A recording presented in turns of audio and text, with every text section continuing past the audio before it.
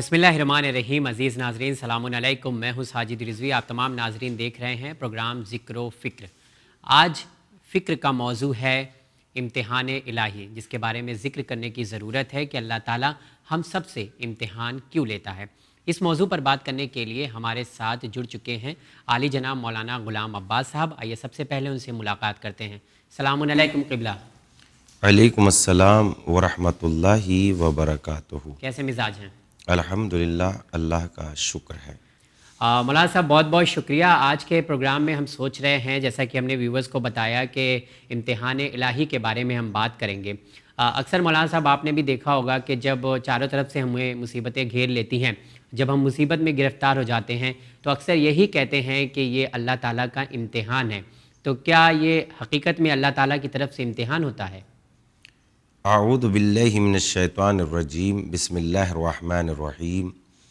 الحمد لأہلہ والصلاۃ علی اہلہا. یہ آپ کا پروگرام ذکر و فکر، جس میں مختصر انداز میں گفتگو اس عنوان سے کی جاتی ہے کہ جو چیزیں ہمارے درمیان میں ہے، جیسے کوئی مصیبت آتی ہے تو لوگ اکثر و بیشتر ایسی باتیں کہتے ہیں کہ یہ اللہ کی جانب سے امتحان ہے. جی. بیٹے کا انتقال ہو جاتا ہے تو کہا جاتا ہے یہ اللہ کی جانب سے امتحان ہے. تو کیا واقعاً اللہ کی جانب سے امتحان ہوتا ہے؟ قرآن مجید اس بات کی طرف اشارہ کرتا ہے کہ خداوند عالم انسانوں کا امتحان کرتا ہے. اچھا، ابھی یہ ہم مقصد قرآن بعد مجید میں ہے. بتائیں گے کہ مقصد کیا ہے خدا کے امتحان وہ تو ہم کرنے لوگ کا. بعد میں بات کریں. جی. لیکن پہلے یہ طے ہو جائے کہ خدا کی طرف سے کیا بندوں کو آزمایا جاتا ہے، کیا ان کا امتحان لیا جاتا ہے؟ بے شک خداوند عالم کی جانب سے بندوں کا امتحان لیا جاتا ہے. جی. جیسا کہ سورہ مبارکہ عنکبوت کی آیت نمبر 2، اس میں ارشاد ہوتا ہے بسم اللہ الرحمن الرحیم. احسب الناس ان یترکوا ان یقولوا آمنا وہم لا یفتنون. کیا لوگ یہ سوچ رہے ہیں کہ وہ صرف اس بات پر چھوڑ دیے جائیں گے کہ وہ یہ کہہ دیں کہ ہم ایمان لے آئے ہیں اور ان کا امتحان نہیں لیا جائے گا؟ بلکہ یہ بات کہنا کافی نہیں ہے کہ ہم ایمان لے آئے، بلکہ ان کا امتحان بھی لیا جائے گا. ایک بات تو یہ ہے کہ امتحان اس لیے کہ یہاں قول کی بات نہیں ہے اللہ کی بارگاہ میں کہ بس انسان یسر کہہ دے اور حاضری بتا دے، بلکہ یہاں قول کے ساتھ ساتھ عمل کی بھی ذمہ داری ہے. یعنی ایسا نہیں ہے کہ بس ہم نے کہہ دیا کہ ہم تو ایمان لے آئے اور ایمان کے سلسلے میں ہمیں پرکھا نہیں جائے گا، بلکہ پرکھا جائے گا. دوسری آیت کریمہ میں ارشاد ہوتا ہے سورہ آل عمران آیت نمبر 179. قرآن مجید کہتا ہے ما کان اللہ لیذر المؤمنین علی ما انتم علیہ حتی یمیز الخبیث من الطیب.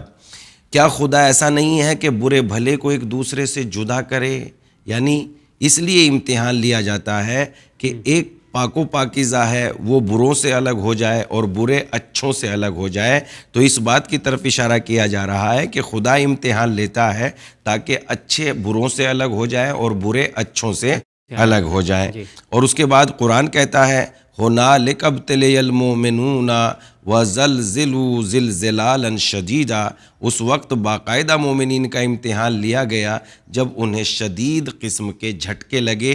یعنی امتحان کی وضاحت کرتے ہوئے اس کے بعد اب قرآن آگے امتحان کی بات کر رہا ہے کہ انسان کا نظریہ کیسا ہو جاتا ہے جب اسے خیر پہنچتا ہے ہماری طرف سے تو اس کا نظریہ کیسا ہو جاتا ہے، اور جب اسے غربت کا مقابلہ کرنا پڑتا ہے تو اس کا نظریہ کیسا ہو جاتا ہے. قرآن مجید سورہ مبارکہ فجر کی آیت نمبر 16 میں کہتا ہے فَأَمَّا الْإِنسَانُ إِذَا مَبْتَلَاهُ رَبُّهُ فَأَكْرَمَهُ وَنَعَمَّهُ فَيَقُولُ رَبِّي أَكْرَمَنِي وَأَمَّا إِذَا مَبْتَلَاهُ فَقَدَرَ عَلَيْهِ رِزْقَهُ فَيَقُولُ رَبِّي أَهَانَنِي. لیکن انسان کا حال یہ ہے کہ جب خدا اسے آزماتا ہے، اسے عزت دینا چاہتا ہے تو وہ یہ کہتا ہے کہ پروردگار عالم نے میرا اکرام کیا، میرا احترام کیا.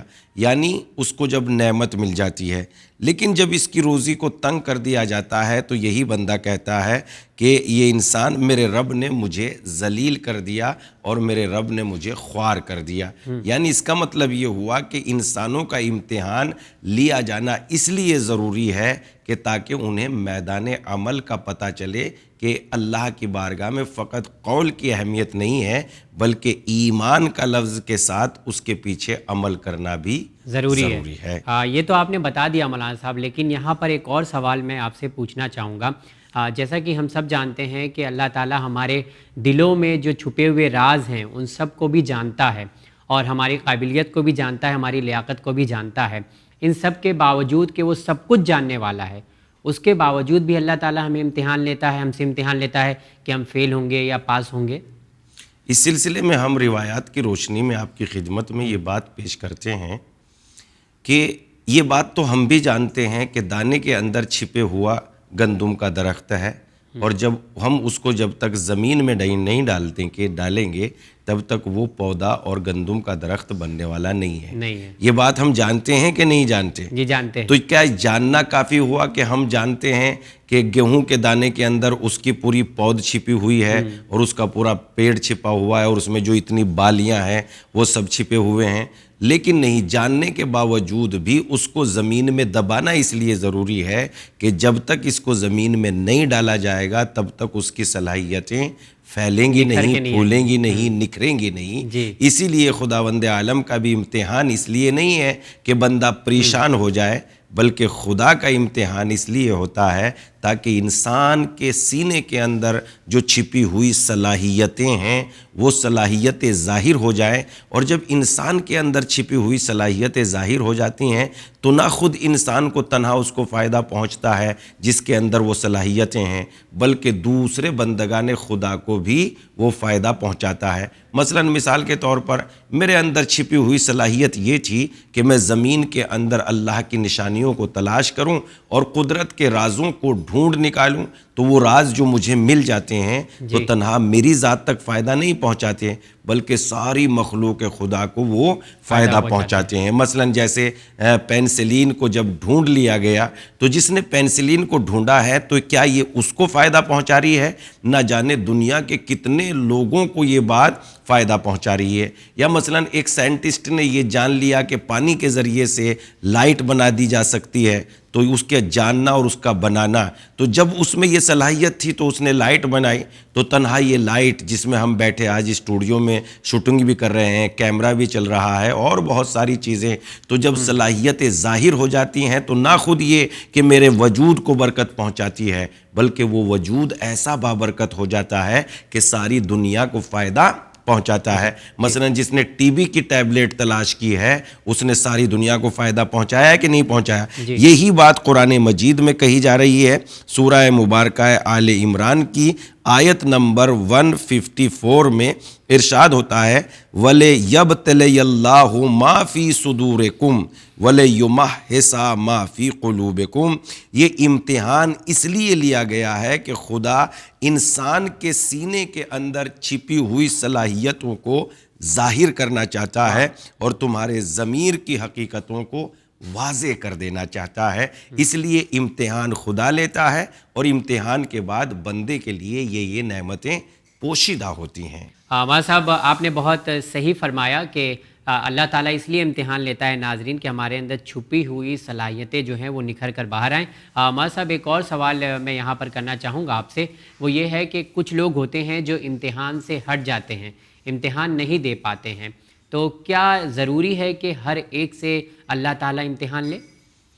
دیکھیے، جب ہم اس علمی دنیاوی اعتبار سے علم کی اور معاملات کی بات کرتے ہیں تو ہماری آزمائش بھی بہت آسان ہوتی ہے اور ہمارا امتحان بھی بہت آسان ہوتا ہے۔ مثلا جب ہمارا کوئی ٹیچر ہمارا امتحان لیتا ہے تو پہلے تو وہ تعلیم ہی بہت آسان ہے جس کا امتحان لیا جا رہا ہے، لیکن جو قدرت نے جس انداز سے انسان کو پیدا کیا ہے، ہم اس اعتبار سے اس کائنات میں دیکھتے ہیں، مثلا جیسے دال ہیں، گیہوں ہیں، چاول ہیں، یہ آپ ان کو کچا نہیں کھا سکتے اور یہ اس وقت تک لذیذ غذا نہیں بن سکتے جب تک کہ ان کو آپ دیگچی میں رکھ کے برتن میں رکھ کے بہترین طریقے سے نہ پکائیں. جی اس وقت سے پہلے یہ لذیذ غذا نہیں بن سکتے ہیں.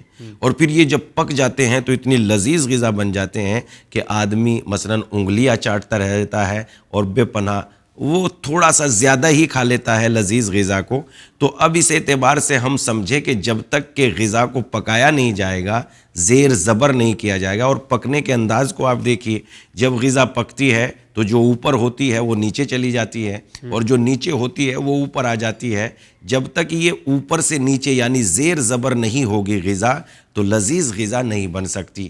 اسی طریقے سے اگر انسان کے یہاں زیر زبر ہونا نہیں آئے گا, مثلا ایک دن وہ بیمار ہو, ایک دن وہ مالدار ہو, ایک دن وہ غریب ہو, ایک دن وہ صحت مند ہو, ایک دن اس کے ساتھ کسی سے جھگڑا ہو, ایک دن وہ کہیں اپنے غصے کو ضبط کر رہا ہو, تو یہ ساری چیزیں وہ ہیں کہ جب انسان کے اندر یہ حالات ہوتے ہیں تو حالات تلاش پیدا کرتے ہیں. اور جب حالات تلاش پیدا کرتے ہیں تو تلاش کے بعد انسان کسی نتیجے پر پہنچ جاتا ہے. تو اس لیے ضروری ہے کہ انسانوں کو زیر و زبر کیا جائے. مثلا اللہ نے تمام انسانوں کو عبث پیدا نہیں کیا ہے کہ کسی کو بیکار پیدا کر دیا.